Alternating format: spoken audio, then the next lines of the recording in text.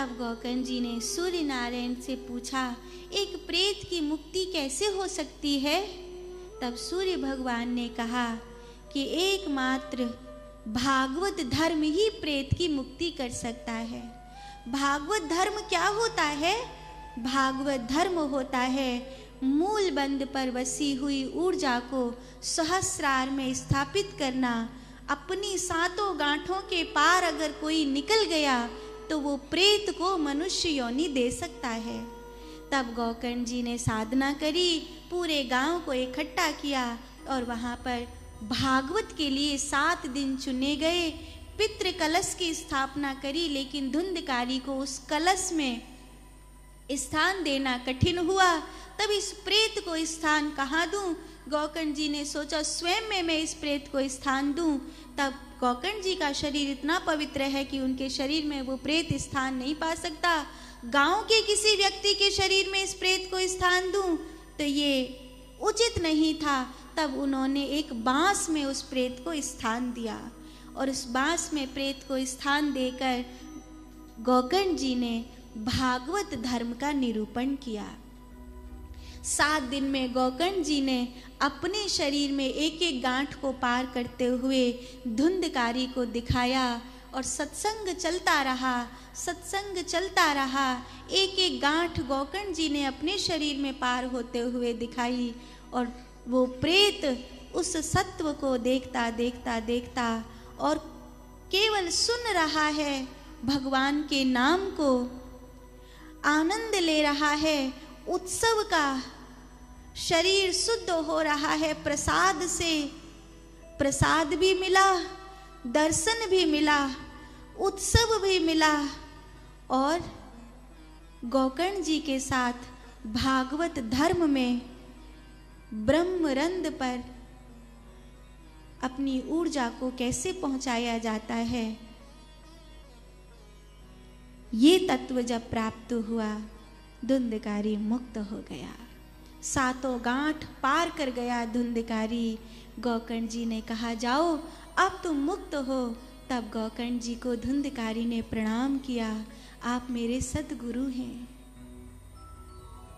बड़े भाग्य मैंने सतगुरु पाया, मुझे प्रेत योनि से आपने मुक्त किया। मैं जन्म लेना नहीं चाहता, अब मेरा जन्म भी नहीं होगा।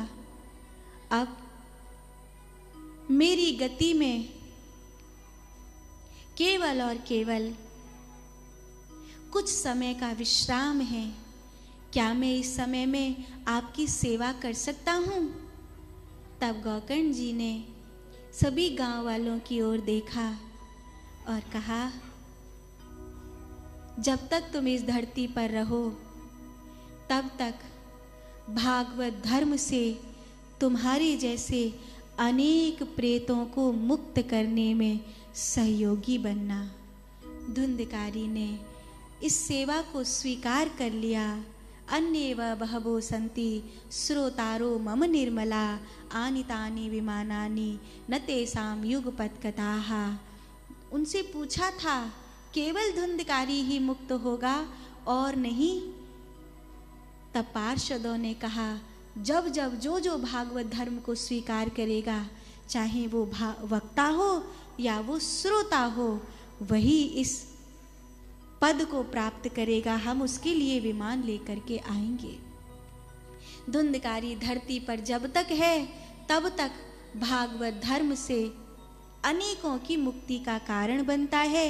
इसीलिए आज भी जब लोग भागवत का पाठ कराते हैं तो अपने दैवी देवताओं को, अपने पितरों को रख देते हैं, ये कहने के लिए, इसलिए नहीं कि धुंधकारी मुक्त हो जाएगा, धुंधकारी तो मुक्त हो गया, इसीलिए रख देते हैं कि आपने भागवत धर्म को प्राप्त किया तो आपके भागवत धर्म के प्राप्त करने से हमारे जो पितर हैं, हमारे जो दैवी देवता हैं, उनको भी भागवत धर्म प्राप्त हो और हमारा भी कल्याण हो।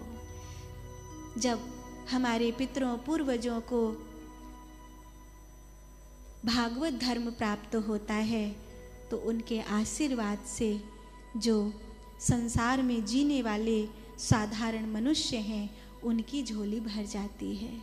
उनकी झोलियों में अपने आप खुशियाँ आ जाती हैं जब जब उन्हें भागवत धर्म प्राप्त हो जाता है। भागवत धर्म के लिए केवल सुनना काफ़ी नहीं है, भागवत धर्म के लिए आपको भी सब ओर से प्रयास करना चाहिए। उत्सव में आनंद लीजिए, प्रसाद पाकर शरीर को शुद्ध करिए, नाम जप करके इंद्रियों को शुद्ध करिए, ध्यान साधना करके अपने चित्त को पवित्र करिए, संत का, सद्गुरु का, भगवान का दर्शन करते हुए अपने प्राणों को भगवत मार्ग पर आगे बढ़ा दीजिए, तो आपको भी भागवत धर्म प्राप्त हो जाएगा। यही भागवत धर्म है।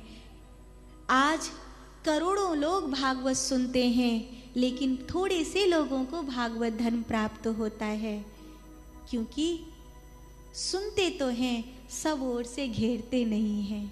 इंद्रियों को भी और मन को भी और शरीर को भी, बुद्धि को भी, सब ओर से जब भागवत धर्म में लगाओगे तभी मूलबंध सहस्रार को छुएगा, अन्यथा आप जैसे थे वैसे की वैसे ही रह जाएंगे। ये बात गौकर्ण जी ने सभी गांव वालों को बताई। फिर हर वर्ष आषाढ़ के महीने में शुक्ल पक्ष की नौमी से लेकर पूर्णमासी तक वहाँ कथा होने लगी। जब द्वापर युग का अंत हुआ, कलयुग के आरंभ में, द्वापर युग के अंत के बाद लगभग 33 बरस बाद श्री सुखदेव जी ने राजा परीक्षित को भादों के महीने में कथा सुनाई थी।